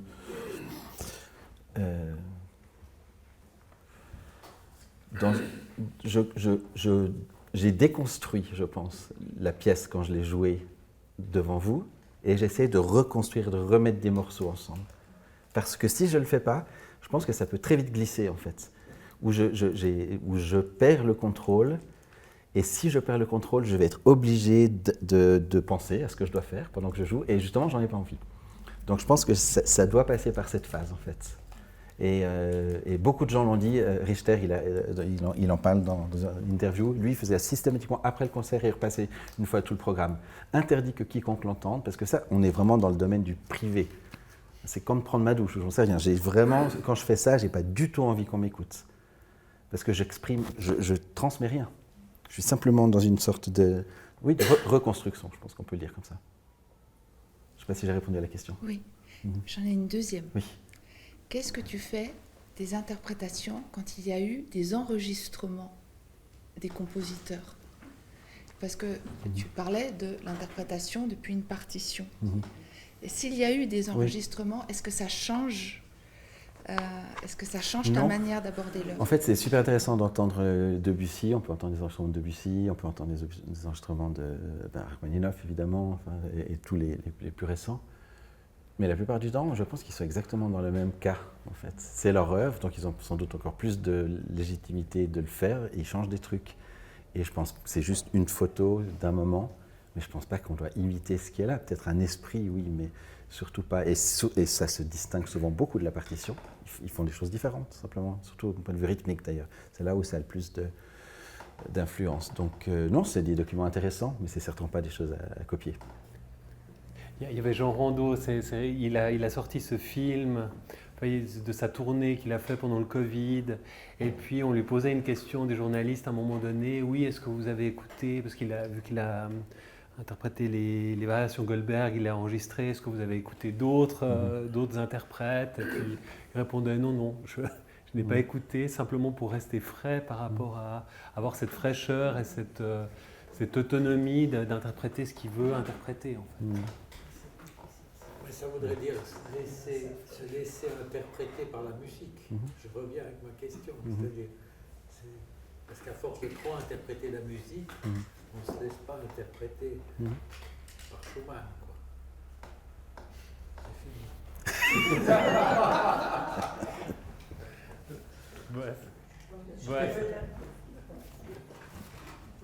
Je vais vous remercier à mon tour. Donc, je suis assez ignare en ce qui concerne la musique classique et Schumann en particulier, mais j'aimerais donc revenir à Schumann. Donc, la première question, c'est est-ce que quand il signait donc Florentin ou Eusebius, voilà. Donc je démontre ce que je viens de dire. Non, mais donc quand il choisit un mas plutôt qu'un autre, est-ce qu'il était plus dans le vrai? Donc, est-ce qu'il aurait pu signer Schumann, mais du coup, ça aurait été moins vrai? Mais je pense qu'il n'était jamais dans le faux, Schumann, en fait. Je pense qu'il était toujours dans le vrai. C'est quelque chose, moi, Oui, mais enfin, il aurait pu faire autre chose, donc c'est une interprétation, donc c'est une question. Donc, il a fait ce qu'il a fait, donc il était dans le vrai, donc d'après ce que vous dites, mais est-ce qu'il a fait ça parce qu'il aurait eu l'impression d'être moins dans le vrai? Mais je pense que ça crée aussi une forme de... Enfin, on a vu avec tous ces jeux de lettres et toutes ces choses, il y avait quelque chose de très ludique. Et je pense qu'il y avait aussi ça. Il n'y avait pas seulement qu'il changeait de costume. Une chose importante à dire, c'est que dans fin des années 1840, quand il s'est établi à Düsseldorf, il a commencé à diriger l'orchestre. Ça ne s'est pas du tout bien passé, parce que ce n'était pas un chef d'orchestre. C'était vraiment des années très compliquées. Et à partir de là, il a commencé à sombrer. Et en fait, il a décidé de reprendre toutes ses œuvres de jeunesse pas celle-ci d'ailleurs, mais des œuvres un peu plus tardives, et il a gommé des dissonances, il a enlevé des choses trop audacieuses, il a réindiqué certains tempos, il a supprimé certaines pièces, et il a fait une réédition sous le nom de Robert Schumann de tout ce qui avait été édité sous le nom de ses pseudonymes en fait. Donc ce moment-là, et c'est ce que je disais avant, c'était une période, je pense, où il avait besoin d'une sorte de centre, de se centrer ou de se recentrer. Et donc de ce point de vue, je pense et je crois que Clara l'a beaucoup poussé aussi dans cette direction. Elle était, je pense que ça devait être compliqué à gérer, cet aspect d'avoir 2 maris compositeurs. En fait. Oui, donc ça amène à la deuxième question. Donc, parce que vous avez beaucoup insisté au début sur ce fait, enfin, donc, sur la 3e voix. Oui. Donc il y a cette signature de Bach au milieu, donc, et après... Bon, certainement, vous n'en avez plus parlé, peut-être parce que c'était sous-entendu que ça il allait poursuivre ça. Est-ce que c'est effectivement quelque chose qu'on voit, disons, jusqu'à la fin, cette idée qu'il y a toujours quelque chose de caché, qui est dans les... Et après, c'est pas forcément de ce type, mais c'est des structures assez rigides. Parce que là, il n'y a pas de forme, dans le sens qu'on entend en forme en musique, une forme sonate ou une fugue. C'est complètement... on a l'impression qu'il obéit à aucune règle, en fait. Au fil du temps, je pense qu'il a commencé à écrire sa première symphonie, il avait déjà 35 ans. Il a commencé à écrire des fugues, il a étudié le contrepoint. Donc toutes ces choses, c'est sans doute pour remplacer en fait cette sorte d'impulsion qui vient de l'extérieur, donc qui est soit des lettres. Donc ça, il l'a plus fait à la fin. Enfin, quasiment plus fait. Par contre, il s'est imposé des choses, il s'est donné des contraintes. Quiconque écrit une fugue, c'est quand même compliqué, ça veut dire qu'on accepte qu'il y a une règle du jeu, qu'il faut trouver des subterfuges pour... Et ça, il l'a fait, et pas de manière aussi géniale, à mon sens, que quand il écrivait ça. C'est pas pour lui, tout simplement. Mais je pense que ça lui donnait un sentiment d'apaisement, en fait. Oui. Par rapport à cette question... ça me fait revenir sur cette idée de interpréter Schumann à partir de la lunette la plus bizarre ou la position la plus bizarre. C'est-à-dire que ça, c'est spécifique à Papillon, où c'est tout Schumann, aussi quand il emprunte des formes, comment est-ce qu'on peut dire, classiques, enfin, sonate, parce que c'est assez extraordinaire comme principe, c'est-à-dire d'être le plus décalé possible, quoi. Le plus bizarre. Qu'est-ce que vous voulez dire par bizarre?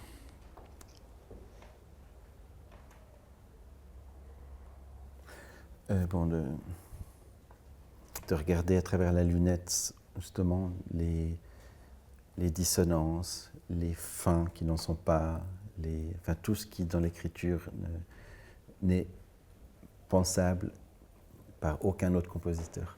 Il n'y a que Schumann qui pouvait faire ça. Et Schumann était déjà perçu comme ça. Chopin, qui était quelqu'un de... Pourtant, alors lui, quand il mettait le feu au piano, il mettait le feu au piano. Mais il n'y a pas du tout ce côté haché. Et Chopin, il avait beaucoup de mal avec l'écriture de Schumann. Il ne comprenait pas. Il l'a dit plusieurs fois, je ne comprends pas ce qu'il veut, en fait. Tout en reconnaissant le côté génial. Il s'est même fait dédier une œuvre, mais il n'a tout simplement pas compris. Et beaucoup de gens étaient dans ce cas, je pense. Mais haché, ça veut dire qu'il y a une discontinuité. Il y a continuité et discontinuité, comme les deux personnages contradictoires. Oui, c'est ce que je disais tout à l'heure. Il y a une espèce de choc, avec le triton, par exemple, des chocs, des lignes de crête, quoi. Oui, parce qu'en fait,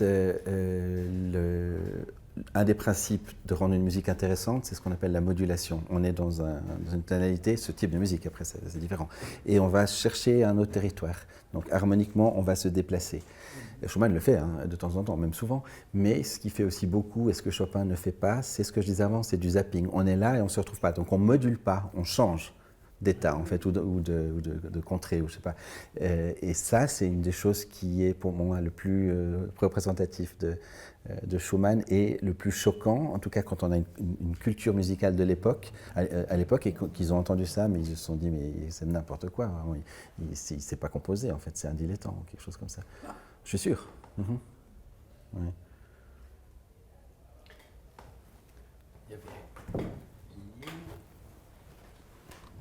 Oui, je ne sais pas exactement comment poser la question, parce que vous avez dit quelque chose qui m'a vraiment intéressée par rapport au fait que les mots, ce qui est noté, c'est un compromis. Oui. Et après la question de Schumann qui allait vers un certain apaisement vers la fin, mais où est-ce que vous mettrez les Ghost Sonatas dans cette question de à la fois quelque chose qui est indicible d'une certaine manière, et est-ce que ça c'est l'apaisement ou comment peut-être que je n'ai mettrez? pas été assez clair en fait. Je crois qu'il a cherché l'apaisement, mais il n'y est pas du tout arrivé. Oui. Oui. Je crois qu'il s'est complètement fourvoyé. Et je pense que ça a été aussi très dur pour lui d'essayer de se cadrer, en fait.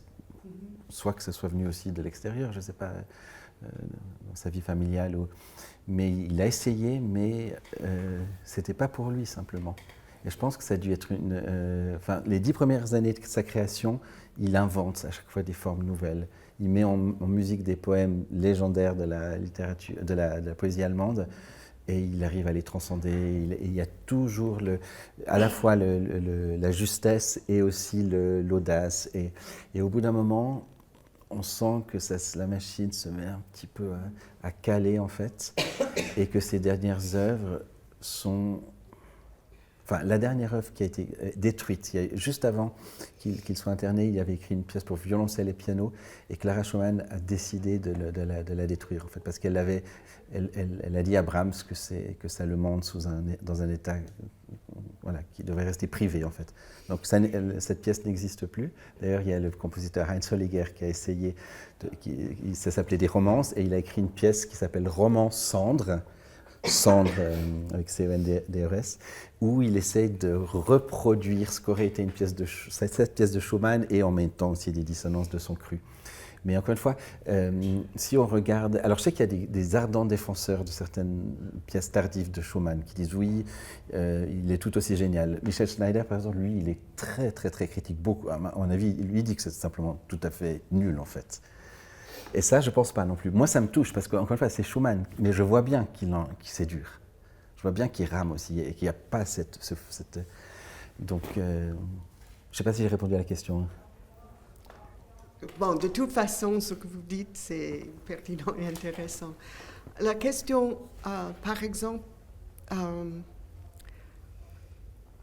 la question du compromis, de ce qui est sur les notes qui sont là, et votre interprétation à vous, vous dites que vous allez, donc vous prenez des risques, vous osez des choses. À un moment donné, vous dites que peut-être quelqu'un d'autre n'aurait pas allé là-bas. Et après, si j'ai compris ce que vous venez de dire, il y avait quelque chose de trop privé dans la pièce la dernière pièce, oui. Dernière pièce que Clara a. Alors, donc, je ne sais pas, quelque chose dans le sens de comment on va vers ce qui n'est pas écrit, sans que ça soit trop intime, mais que ça soit intime, je ne sais pas comment... En tout cas, l'approche de ces premières pièces, même toutes imparfaitement écrites qu'elles soient, parce que ça c'est quelque chose de posé, le rubato par exemple, la fluctuation d'un tempo est quelque chose qui est très rarement écrit par les compositeurs, ce qui a amené à notre époque beaucoup de gens à penser qu'on doit jouer une sonate de Beethoven dans le même tempo du début à la fin. On écoute des interprètes qui ont enregistré ça dans les années 1920, les premiers enregistrements. En fait, on se rend compte qu'il y a une immense liberté en termes de tempo. Mais aujourd'hui, notamment si on va dans les cours internationaux, quelqu'un qui change trop de tempo est considéré comme un trahi, comme on dit, un traître. Et donc, ça, c'est typiquement ce qui n'est pas écrit sur la partition. Si on entend Béla Bartók, qui a beaucoup joué ses œuvres, c'est très différent par rapport aux partitions. Il y a une immense ductilité, flexibilité du tempo. Et en fait, ça, c'est pas. Donc là, encore une fois, comme j'ai dit tout à l'heure, je mets le curseur où je pense que c'est justifié.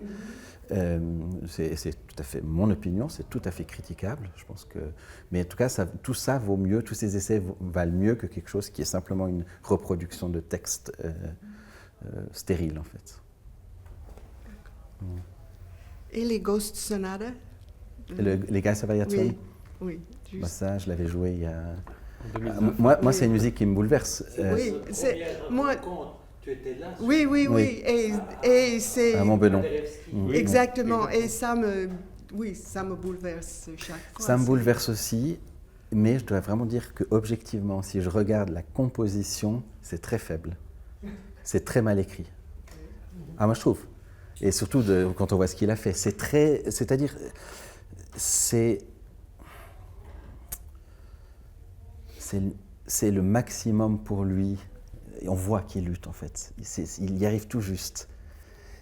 Et dans les pièces qu'il a écrites juste avant, c'est les sonates de Bach pour violoncelle. Il y a simplement la voix normale du violon et il ajoute des accords dessous. Mais un élève en harmonie dans 2e année à la Haute École de Genève fait mieux. Vraiment, c'est bouleversant en fait.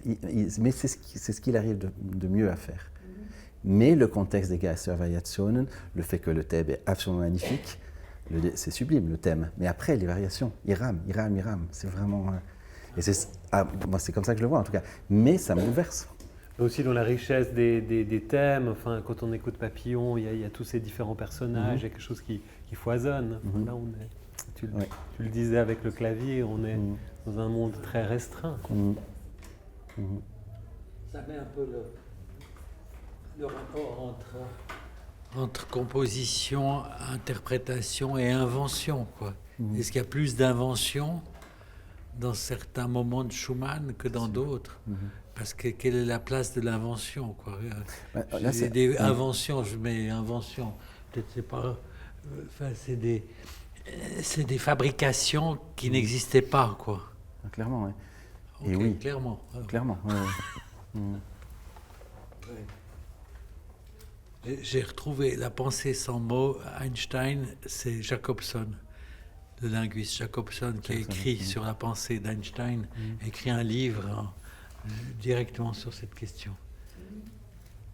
À partir d'une lettre de quelqu'un où Einstein, un interview, Einstein a répondu directement la pensée sans mots. Mais enfin, l'invention, le bizarre, le nouveau, la disruption, c'est ça qui est au cœur de Schumann. Est-ce qu'on... Il y a encore une question, ou est-ce qu'on s'arrêterait là? Il y a un apéritif juste après. Est-ce qu'on peut dire que la folie est créatrice? Alors je finis l'apéritif. Après, il y a aussi quelqu'un qui a dit, je ne sais plus qui, pas forcément en lien avec la musique, mais que les chefs-d'œuvre, les vrais chefs-d'œuvre sont plus grands et plus géniaux que la somme de toutes leurs interprétations. Peut-être